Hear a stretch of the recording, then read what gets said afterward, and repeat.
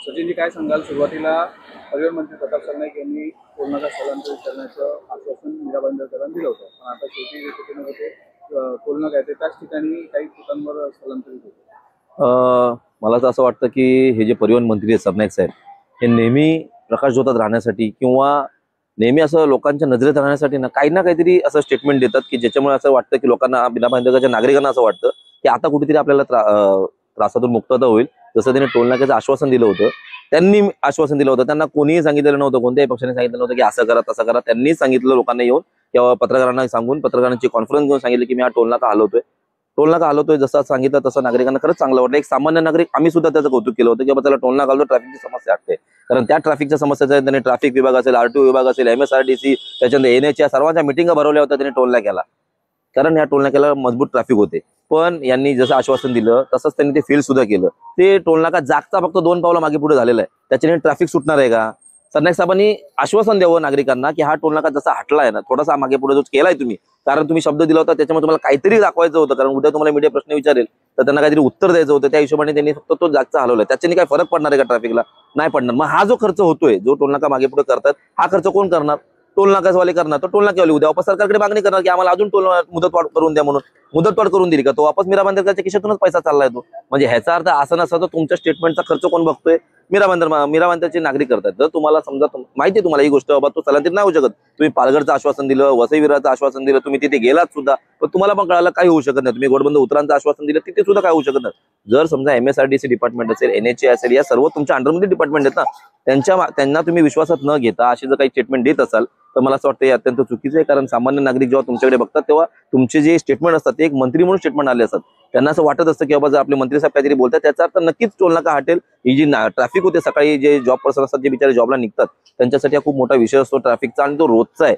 भले तुम्ही 4 महिन्यापासून बोलत असाल पण तो रोजचा विषय आहे त्यांचा, आणि हा विषय सुटला पाहिजे सर्वांना वाटत होतं. पण तुम्ही दरवेळेला जे आश्वासन देतात आणि ते फेल करतात, तसंच हे पण आश्वासन तुमचं फेल निघालं. आणि ह्याच्यामध्ये सर्वस्वी जबाबदार मला असं वाटतं तुम्हीच आहेत. तर तुमच्या आश्वासनाने नागरिकांची दिशाभूल झाली. ज्या नागरिकांना वाटत होतं, मीरा भाईंदरच्या नागरिकांना, घोडबंदरच्या नागरिकांना जे वाटत होतं की बाबा तुमच्या आश्वासनामुळे कुठेतरी ट्रॅफिकचा समस्या मार्ग निघेल, पण तसं काहीच झालं नाही. आहे तीच समस्या ही अजून पण राहणार. जोपर्यंत तो टोलनाका बंद नाही होत, आम्हाला तर असं वाटलं होतं की परिवहन मंत्री आपल्याला भेटलेत मीरा भाईंदरकर वासियांना, त्याच्यामुळे हा टोलनाकाच तुम्ही बंद कराल आणि एक दिवाळीचं गिफ्ट द्याल. पण दिवाळीचं खूप चांगलं गिफ्ट तुम्ही नक्की दिलेलं आहे नागरिकांना की आहे तशीच समस्या केलेली आहे, त्याच्यामध्ये तुम्ही काही बदल केलेला नाहीये. हा टोलनाका स्थलांतरित करण्याच्या नंतर NHI आणि MSRTC कडून नकारात्मक अहवाल आला, तर कुठेतरी त्यांचं एक प्रताप सरनाईक यांनी टोल नका स्थलांतरित करण्यासाठी एक जिद्द केली होती, तेच प्रत्येला त्यांनी दिखावा केला का स्थलांतरित करण्यासाठी? तेच मी बोललो ना, कारण MSRTC असो किंवा NHA असो, या ज्या संस्था आहेत या परिवहन मंत्र्यांच्या अंडरमधल्या संस्था आहेत. अंडरमध्ये म्हणजे हे मंत्री आहेत. त्याच्यामुळे जेव्हा पण तुम्ही काही समजा एक डिसिजन घेता, निर्णय घेता, शब्द देता नागरिकांना, तेव्हा यांना विश्वास घेऊनच द्यावा लागेल ना तुम्हाला शब्द. फॉरेस्ट डिपार्टमेंट असेल, जसं त्यांनी पहिले घोडबंदर उतार सांगितलं, मग गणेश नाईक साहेबांनी तो विषय क्लिअर केला की बाबा इथे येऊ शकत नाही कारण फॉरेस्ट परमिशन देणार नाही. मग जसं MSRTC असेल, NHA असेल, हे तुमच्या बरोबर फिरतात ना रोजच.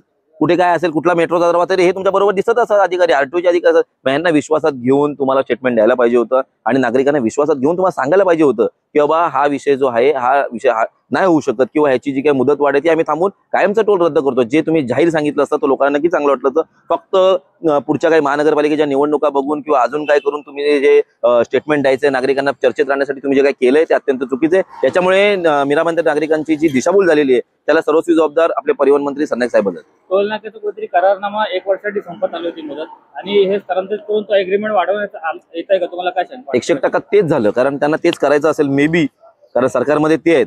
जर समजा ती 1 वर्षाची मुदत तुम्ही रद्द करून जर टोलनाका कायमचा रद्द केला असता तर नागरिकांना चांगलंच वाटलं असतं. पण ते जी हलवण्याची जी मुदत केली आहे, जी काही कामं केली त्यांनी, की थोडासा टोलनाका पुढे जो घेतलाय त्याचा जो खर्च आहे, मला असं वाटतं तो खर्च ही टोलनाकेवाले सरकारला सांगणार आम्हाला बाबा अजून मुदतवाढ करून पाहिजे, कारण हा आमचा खर्च झालेला आहे. त्याच्यामुळे अजून त्यांना थोडीशी मुदतवाढ भेटणार आणि याचा सर्वस्वी खर्च मीरा भाईंदरकर वासी, वसईवाले आणि जे कोण घोडबंदरवाले आहेत हेच आपल्या खिशातूनच त्यांना भरावा लागणार आहे. त्याच्यामध्ये कोणीही सरकार काही माफ करणार नाही. आम्हाला खरंच असं वाटलं होतं की ज्यावेळेस परिवहन मंत्री आपल्याला लाभलेत तर हा टोलनाका नक्की बंद करतील, कारण ही मीरा भाईंदरकरची सर्वात मोठी जर गोष्ट कोणती अडचण असेल, समस्या असेल तर रस्ते बनण्यापेक्षा ही समस्या आहे. कारण सकाळी 9 वाजता माणूस जेव्हा घरातून निघतो, काश्मीरमधून निघतो, तो चिकना क्रॉस कार्यक्रमामध्ये 11 साडे 11 वाजतात. त्याच्यामुळे 2-2.5 तास या 2 किलोमीटरच्या अंतराला लागत असतील तर ही समस्या सर्वात मोठी होती. पण परिवहन मंत्री साहेबांनी दिलेले शब्द सगळे फेल झालेले आहेत आणि नागरिकांची दिशाभूल झालेली आहे. त्याच्यामुळे मला असं वाटतं हा खर्च सर्व फिरून वापस नागरिकांवरच येणार आहे. आणि मला असं वाटतं याची जी मुदतवाढ 1 वर्ष ती आता 1.5 वर्ष होईल. त्याची मुदतवाढ वाढली तरी मीरा भाईंदर वासियांना काही नवीन गोष्ट नाहीये ती. जसा टोल तुम्ही आतापर्यंत भरत आलात, तुम्ही सगळे झोपलेले आहेत, असे झोपत राहा. कारण मंत्र्यांना असेल, आमदार असेल, खासदार असेल, सगळ्यांना माहिती आहे की मीरा भाईंदर वासी काही झोपलेले. आपण काही बोललो, आपण काही केलं तरी काही बोलणार नाहीत. त्याच्यामुळे हाय त्याचं चालू राहणार आणि अजून तुमची मुदतवाढ वाढलेली आहे.